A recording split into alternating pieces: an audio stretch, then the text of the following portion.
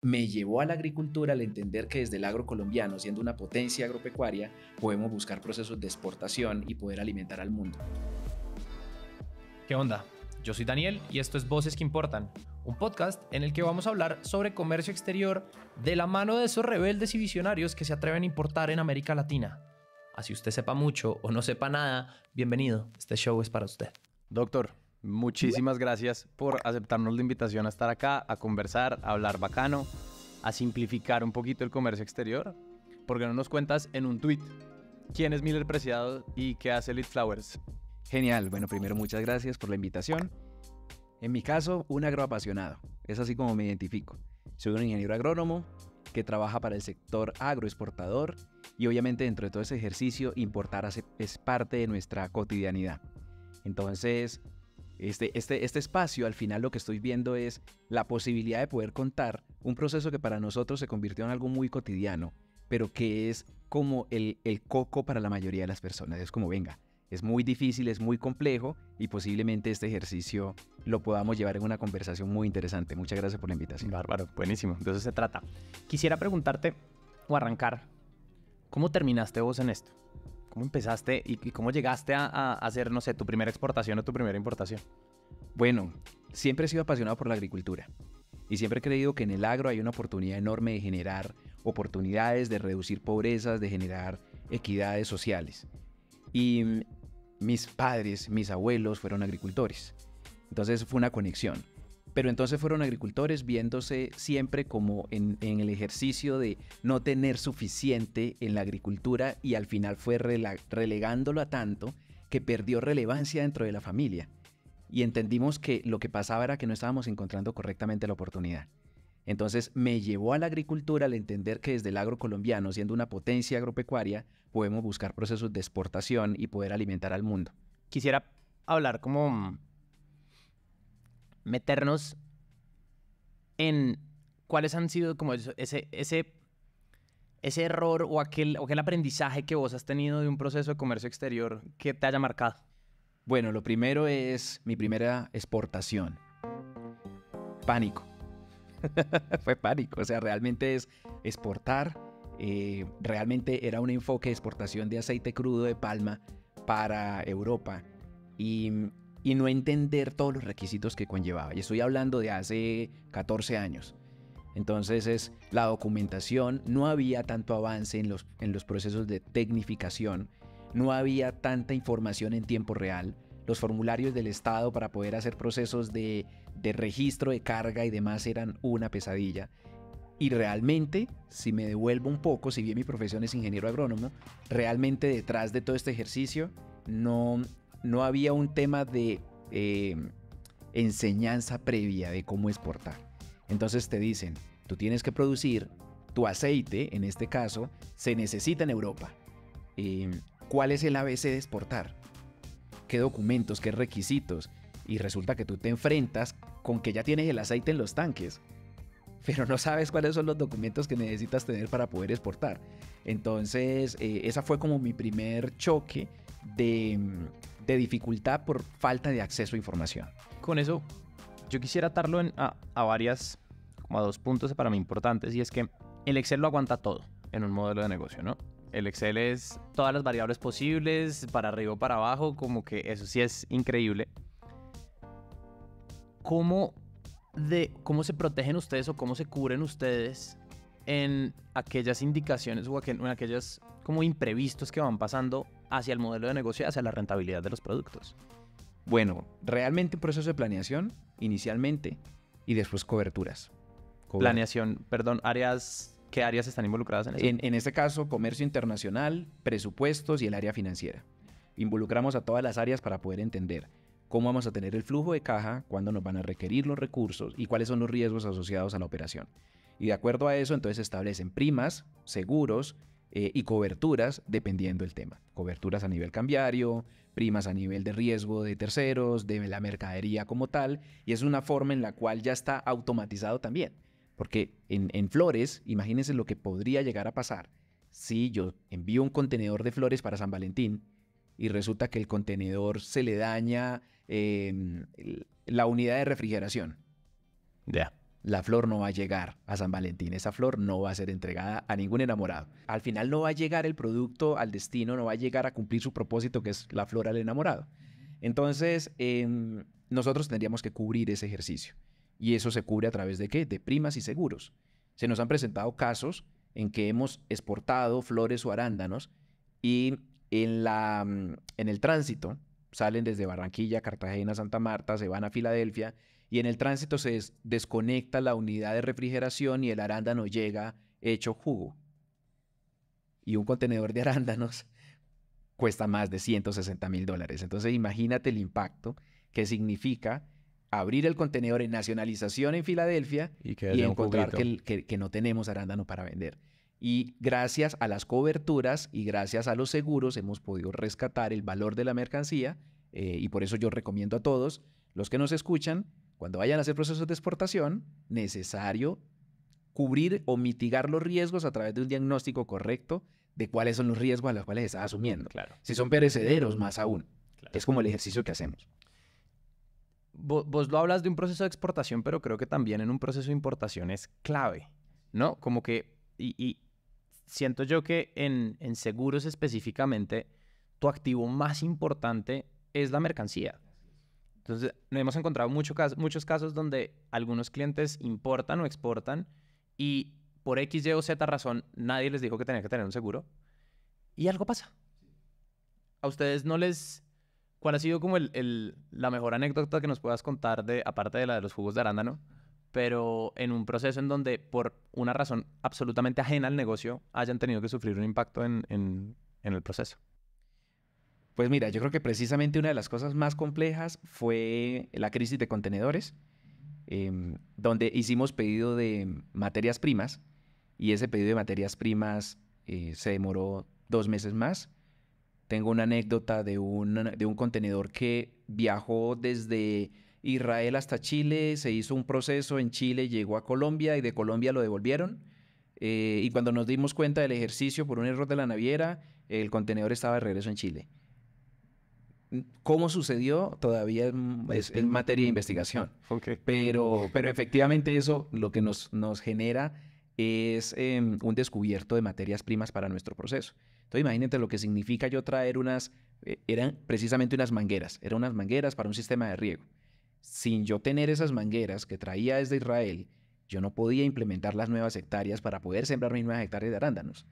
El hecho de que no lleguen frenó todo y pudimos estar tranquilamente 2-3 meses más sin poder avanzar a la velocidad que quisiéramos porque no teníamos inventario de esas materias primas que, por cierto, en Colombia no se producen y que son parte clave. Digamos que cuando hacemos el análisis de los puntos críticos, necesitamos seguir trayendo material, en este caso Israel particularmente. Entonces, eso fue como una anécdota de impacto de algo que uno no se mide, pero que está centrado en el accionar de varios casos. La comunicación con la naviera, las comunicaciones con el agente, las comunicaciones con todo ese proceso que al final, si la comunicación no fluye, por mucha planeación que exista, tu contenedor se va a llegar a un puerto, quién sabe cuál, ¿no? Vos hablaste de flujos de caja en el momento de la planeación, pero también hablaste de los ciclos de producción. Entonces, con el ejemplo que me acabaste de dar, ustedes al final hicieron un desembolso, un anticipo, pagaron por unas materias primas. Ponle que eso haya sido unos 90 días de tránsito más otros 15 de devolución, son 120. ¿Cómo mitigas eso vos en caja? Es una gran pregunta. Y es una pregunta que me deja en un pequeño silencio porque la forma de mitigarlo es complejo, porque las variables efectivamente, por mucho que tú logras en el proceso de planeación identificar toda la ruta, como el flujograma del proceso, enterarte que tu mercancía no va a llegar en los tiempos correctos, puede tener una compensación económica, pero no vas a tener tu materia prima. Entonces, la respuesta en este ejercicio es hacer el flujo importante, hacer la planeación importante, mitigarlo a través de seguros, a través de pólizas, a través de contratos con las navieras y con todas las entes que están, digamos, en este proceso, pero va a llegar un momento en que tu operación puede llegar a verse afectada, indistintamente de todos estos procesos de planeación. También hay que entenderlo y, digamos, no normalizarlo, pero sí saber que estamos expuestos a que ese tipo de cosas puedan llegar a pasar. Yo no sé si sabías, pero La participación en el comercio exterior de América Latina desde los 70s está estancada en un 6%. Y me parece ridículo que después de 4 décadas casi de estar haciendo comercio exterior, nosotros sigamos exportando commodities. ¿Cuál es tu opinión al respecto? Pues primero, revelador el dato. Si me lo preguntas, no lo tenía con ese nivel de precisión. Y lamentable, porque Colombia y Latinoamérica tienen un potencial gigante de aporte de materias primas en un enfoque para alimentar al mundo. Pero estamos hablando de los objetivos de desarrollo sostenible que están buscando precisamente bajar el hambre, aumentar las equidades, disminuir la pobreza, dar participación, agua, bueno, los 17 objetivos. Y resulta que una de esas formas de poder impactar es a través de la dinamización del comercio y de la oportunidad que éste ofrece. Para responder tu pregunta, siento que nos estamos quedando, seguimos quedándonos solo en la oportunidad que da la venta de perecederos. Pero resulta que en el mundo, y especialmente en los países que son los países compradores, no comen perecederos, pero su volumen de procesados es alto. Entonces, creo que hay unas oportunidades enormes y también siento que la dificultad por la cual no pasamos de vender solo commodities es por la falta de industrialización nacional. Nos falta un proceso adicional de entender que somos capaces de procesar con la misma calidad de lo que se podría procesar en una planta de alimentos en un país primermundista, uno podría decir de cierta forma. ¿Crees que es un sesgo cognitivo que tenemos como latinos y como colombianos? Yo creo que aplica no solo para las exportaciones, importaciones, sino como lo que tenemos de capacidad para crear cosas. A veces no nos las creemos. Los colombianos especialmente vivimos con ese sesgo y ese paradigma de que en otro lado son capaces de hacerlo mejor. Y resulta que nada más alejado de la realidad. Acá hay suficiente talento, hay suficientes oportunidades. Estamos transformando el país en unos procesos de infraestructura que no teníamos, de transporte, de puertos y demás, pero falta todavía ese enfoque de transformación. Al comienzo de la conversación hablabas de cuando en tu primer proceso de exportación el acceso a la información era una de las cosas más, o fue una de las cosas más difíciles para hacerlo. ¿Crees que ese mismo acceso a información sobre cómo hacer procesos o mejores procesos productivos hace parte de las dificultades del país? Yo tengo una frase que realmente no es mía, la uso mucho, que es el tema del poder de la educación y de la transformación a través del conocimiento. El compartir conocimiento creo que es clave y es lo que hace que seamos una humanidad progresista y con ganas de crecer. Pero lamentablemente a veces el conocimiento se queda engavetado por intereses o por desidia o por N variables. Siento que nos falta tener procesos de capacitación mucho más profundas en lo que significa y en los requisitos previos que se requieren para poder hacer procesos. El hecho de que Colombia tome la decisión de exportar un commodity o transformarlo demandará de entrada procesos de importación de materia prima para hacer procesos de transformación. Esto no va desligado. O sea, el hecho de que seamos un país que exporta dentro de la canasta comercial al final lo que va a permitir es dinamizar de forma bidireccional el ejercicio. Es exporto, necesito coco, exporto, necesito mangueras que no produzco, pero puedo enviar o arándanos o compotas o jugos o papas procesadas. Con eso que estás diciendo, quisiera, para vos, ¿qué es el comercio exterior? Es una oportunidad. Yo creo que lo puedo resumir en que es la forma de conectarnos. Y va a sonar un poco filosófico el tema, pero el hecho es la decisión, es como el efecto butterfly. La decisión que tú tomes hoy genera un impacto. La decisión de exportar y de ver la oportunidad de buscar una posibilidad en un mercado afuera activa toda una cadena. Y lo que va a pasar en eso es que yo lo imagino como si fueran caricaturas de tomar la decisión y se activa una línea de contenedores que van y otras que vienen. Ya. Entonces al final es eso, o sea, es como que si la rueda empezara a girar. Hay un dato, hay una persona en nuestro equipo que trabaja en relacionamiento corporativo y todos estos datos maravillosos que te voy a decir, eso hay una genia detrás de esto, no los inventé, yo no soy tan inteligente. La productividad es el único indicador que puede realmente modificar el PIB de un país. Y en términos productivos, cualquier empresa que hace comercio exterior es 37% más productiva que una empresa que no lo haga. Y eso que estás diciendo a mí me parece fundamental porque creo que el uno enfrentarse como empresario a retos internacionales te quita las barreras mentales de lo nacional. Para vos y en tu carrera, ¿cuál has visto que es esta tendencia o como esta característica de los empresarios que hacen comercio exterior? Arriesgados, osados y están más allá del miedo. Yo creo que es ese ejercicio. O sea, al final es ir más allá buscando oportunidades. Y lo que acabas de decir me llama mucho la atención porque es un caso hoy muy real y te puedo traer con datos de lo que nos está pasando hoy. Imagínate un agricultor, y qué pena con el arándano, pero me fascinan los arándanos y tengo que hablar mucho de ellos. Entonces, un agricultor de arándanos hoy, colombiano, que centre su producción en Colombia, puede estar vendiendo a X valor, para no herir susceptibilidades de cuánto venden, pero a X valor, 1 kilo de arándanos. Resulta que la dinámica mundial, por efectos del fenómeno del Niño, por la oferta de Perú, por unos huracán que estuvo en Marruecos, por unos efectos de inundaciones en Chile, disminuyó la oferta mundial de arándanos, disparando el precio. Para yo poder llegar a donde están los mercados, estamos hablando que solo en arándanos, el negocio de arándanos es entre 4 y 5 mil millones de dólares al año, es el market share del arándano. 4 y 5 mil millones de dólares, es el tamaño del mercado de arándanos. Ok. Es absurdo. Resulta que una persona en este momento que venda en Colombia está desaprovechando su oportunidad por no exportar, por no activar la cadena, porque entonces tiene las condiciones, tiene la fruta, está altamente demandada, pero nunca ha exportado y siente que está en la comodidad de venderlo a nivel nacional. Y con esto no quiero que se vaya a malentender el mensaje. Seguridad alimentaria, claro. Producción de calidad para el país, claro.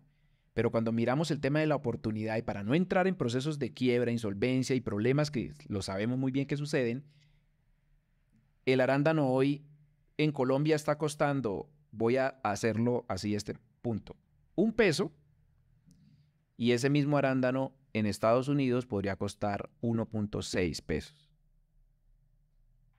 A ese nivel, estamos hablando de algo que daría una oportunidad en flujo, aprovecharía la oportunidad.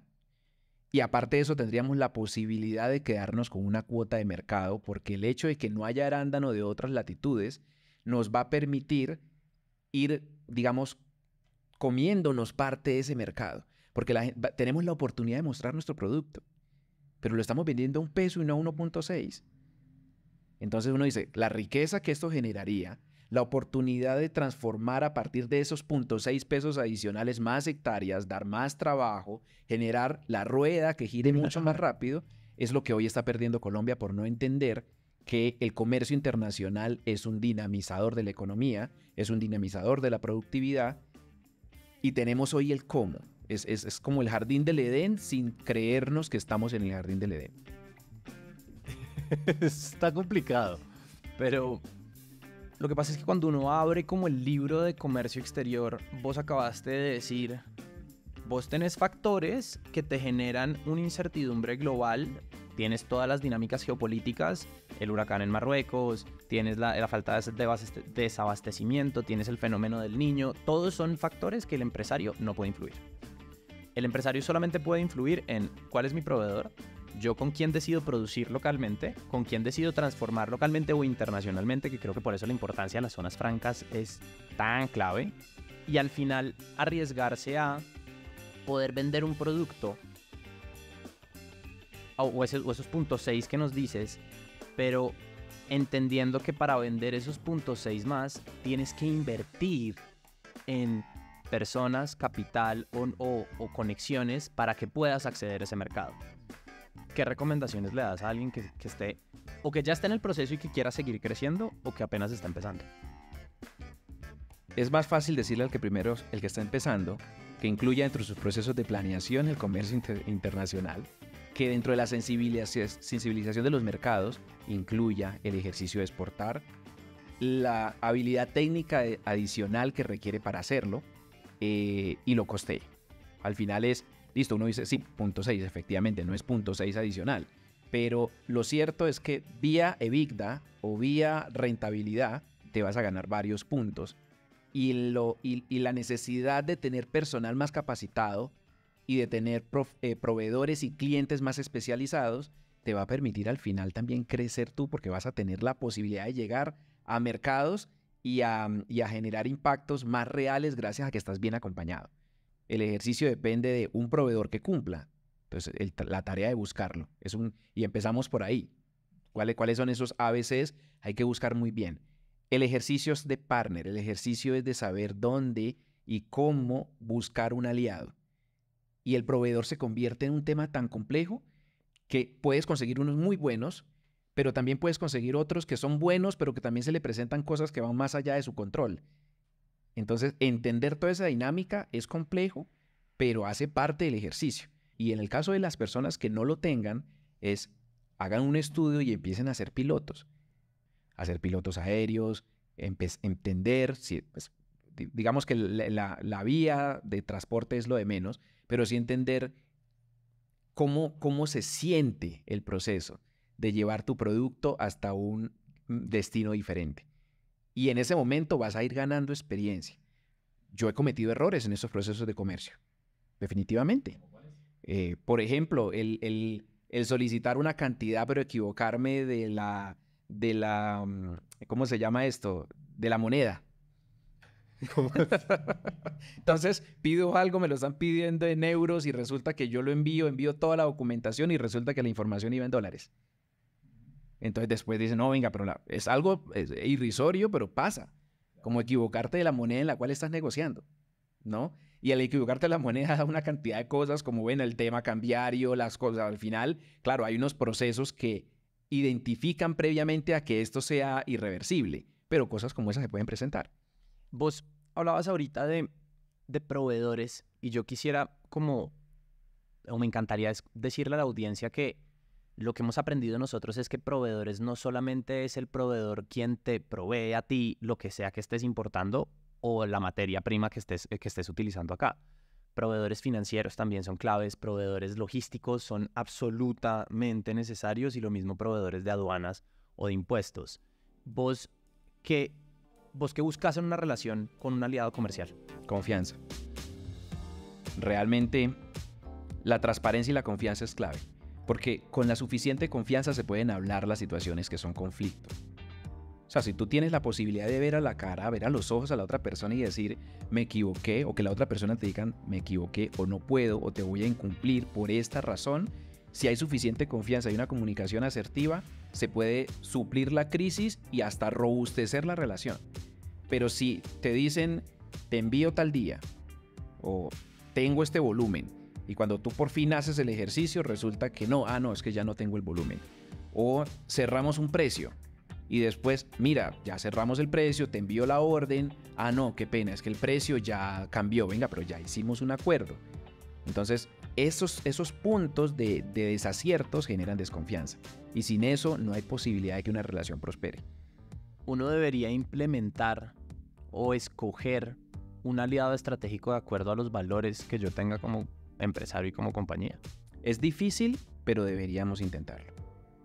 Y es difícil, ¿por qué? Porque no todos comparten y a veces uno puede llegar al proveedor que tiene el producto o servicio especializado para tu nicho, pero su enfoque organizacional es diferente, su comunicación es diferente, entonces el rechazar el producto porque no está totalmente alineado, pues te puede traer problemas más complejos. Entonces lo que tendrías que, o la sugerencia que yo hago, es buscar los puntos más comunes, llegar lo más cerca posible.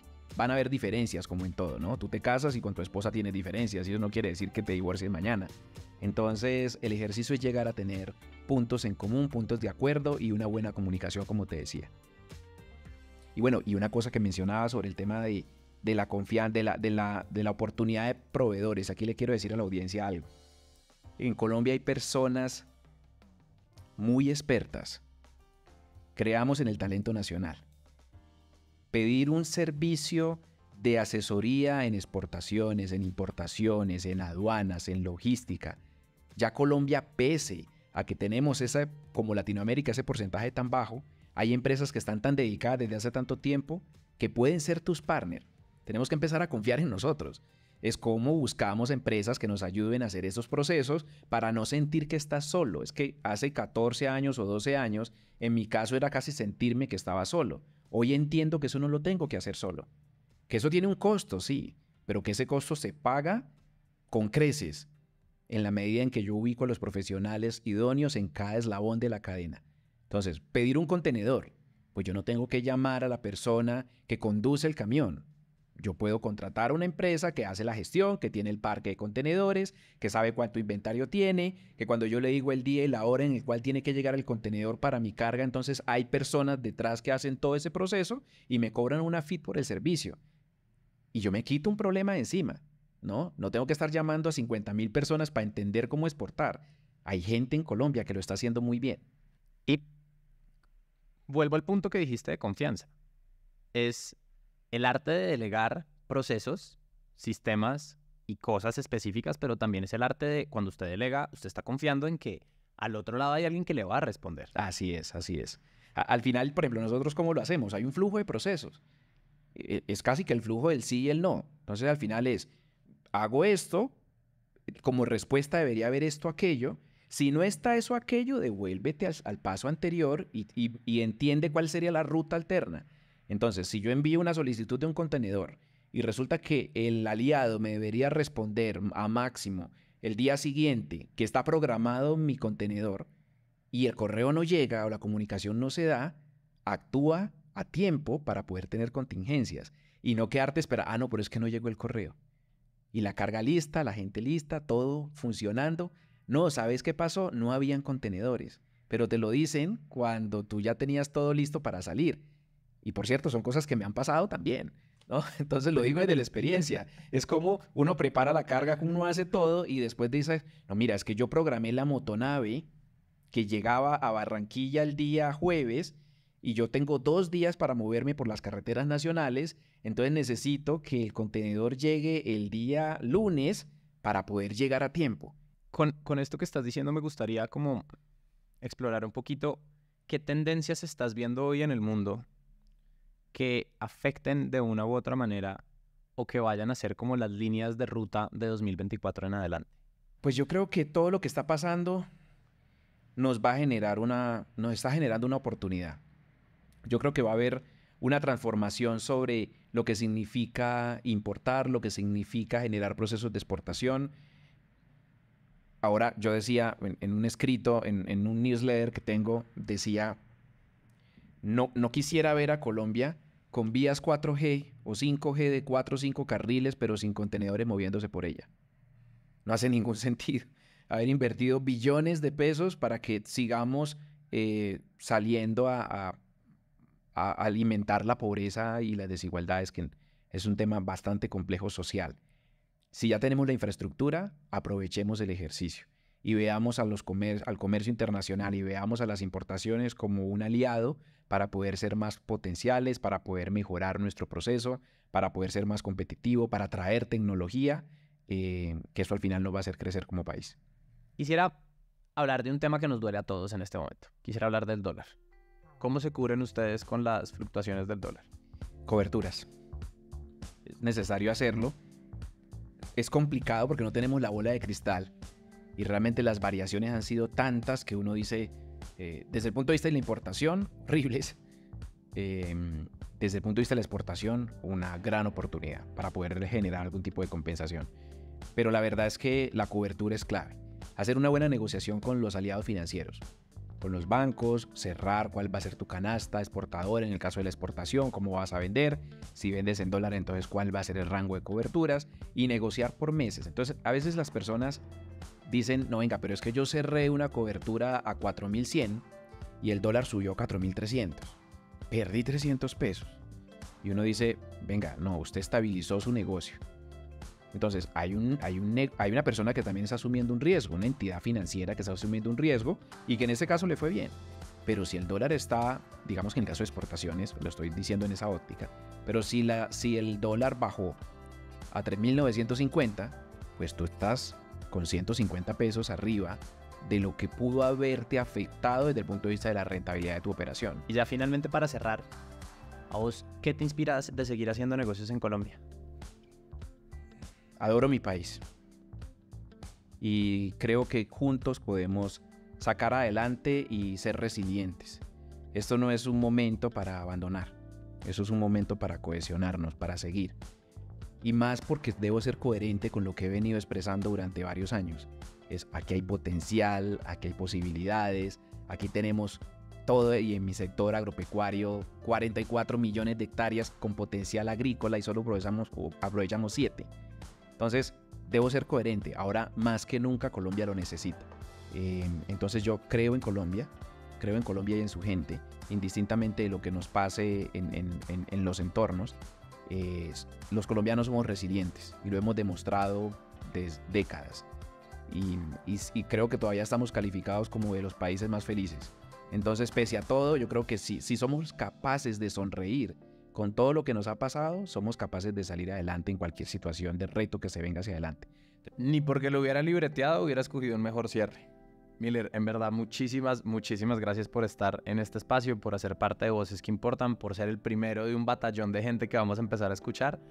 Le quiero recordar a la audiencia cuáles son los canales donde hoy te pueden encontrar, si te quieren seguir. Entonces está buenísimo. Bueno, muchísimas gracias. Lo primero, un honor empezar con este ejercicio. Mil gracias. Simplemente gratitud. Y me pueden encontrar en LinkedIn como Miller Preciado. También tengo mi página web, millerpreciado.com. Y dentro de esos ejercicios lo que hago es compartir conocimiento y centrar en el tema de comercio, centrar en el tema de agricultura, de oportunidades en el agro. Entonces estaré completamente abierto a las personas que me quieran seguir. Muchísimas gracias. Nuevamente, gratitud hacia ti y a la invitación. No, papá, de esto se trata todo. Espero que se hayan gozado de esto tanto como yo. No, acuérdense que nos pueden seguir en Spotify, Apple Podcast, en YouTube. Vamos a tener un newsletter con el podcast y esta es la primera de un montón de entrevistas y un montón de sesiones donde nos vamos a gozar el comercio exterior. Y nada, nos vemos el próximo episodio.